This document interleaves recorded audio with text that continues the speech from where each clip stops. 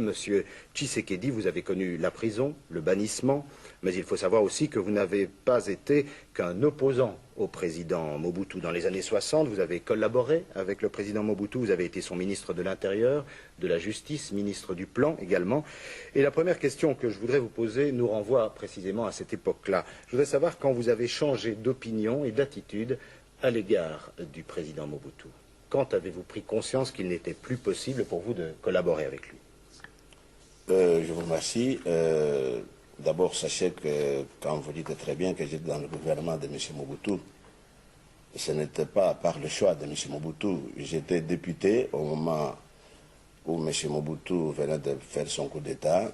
Et il avait donné un semblant de collaborer avec le Parlement qui existait à ce moment-là, dont les membres venaient d'être élus au mois de mai 1965.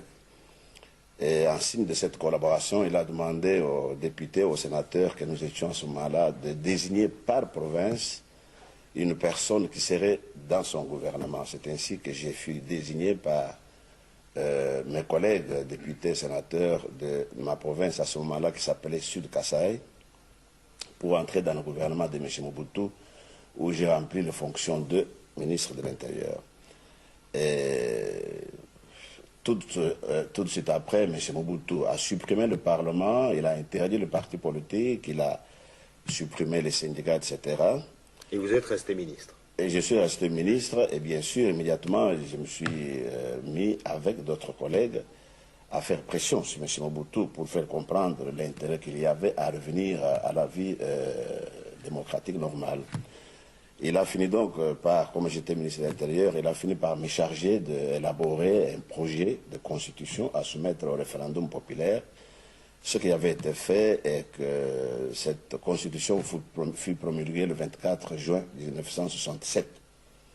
Et je souligne que 1 mois et 4 jours avant, exactement le 20 mai 1967, nous venions, M. Mobutu, moi-même et d'autres amis, de créer le mouvement populaire de la révolution, le MPR. Et l'article 4 de cette constitution consacrait le bipartisme. Ceci, c'est pour souligner que le MPR n'a jamais été créé comme parti unique. La constitution consacrait dans son article 4 qu'il n'y aurait pas plus de 2 partis en République démocratique du Congo à ce moment-là. C'était vraiment un minimum. Oui, un minimum qui venait de quelque chose. Je vous ai dit que je venais d'être élu député aux élections de 1965. Immédiatement après ces élections, nous, les élus politiques, très librement, sans que la Constitution nous oblige, nous avons tenu absolument à supprimer tous ces partis à contour ethnique ou tribal. C'est ainsi que nous avons créé la CONACO, la Confédération nationale congolaise, parti qui était majoritaire, présidé par M. Moïse Tshombe. Et nos adversaires, qu'on appelle normalement groupe Mbinza, se sont bien vus obligés de créer aussi, pour faire face à cette réalité politique, de créer aussi un autre parti qui était le Front démocratique congolais. Oui, là on entre peut-être dans les détails. Non, ça c'est important pour vous dire qu'à ce moment-là, très librement, les hommes politiques zaïrois avaient fixé eux-mêmes, créé ces 2 partis.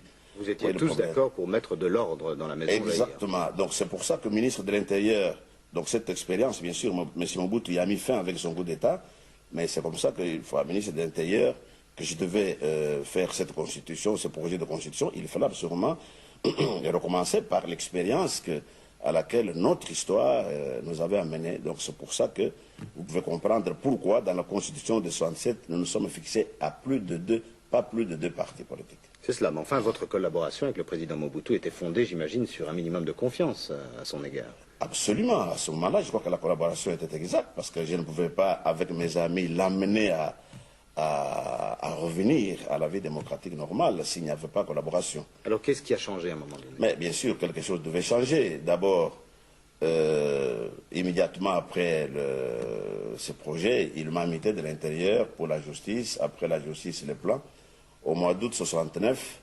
Alors là, je n'étais pas seul, et tous les amis avec lesquels nous avions du poids autour de lui, il nous a envoyés à l'extérieur comme ambassade. Moi, j'étais à l'ambassade. Moi, j'étais envoyé comme ambassadeur du Zaïre au Maroc.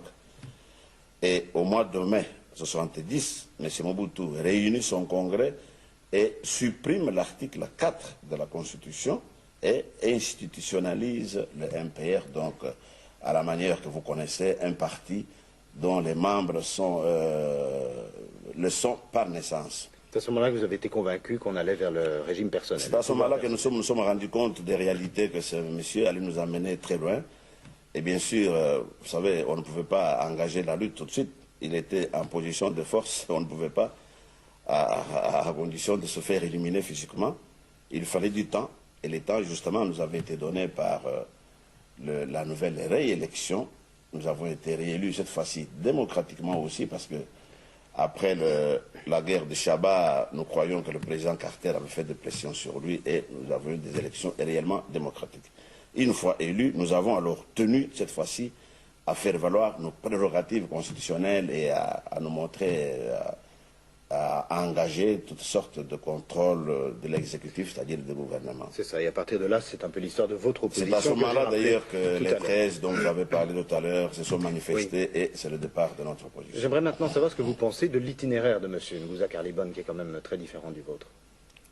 Ben, mais moi je crois que M. Ngouza étant là-bas, je préfère que vous le demandiez à lui. Non, mais c'est votre opinion que je voudrais avoir. Non, mais mon opinion reste mon opinion, mes idées restent mes idées, je ne sais pas les dévoiler ici, je crois que ça n'a rien à faire. Nous sommes ici pour informer l'opinion sur nos itinéraires et nos manières de voir, et non pas pour donner des jugements sur des compatriotes. Mais pour vous...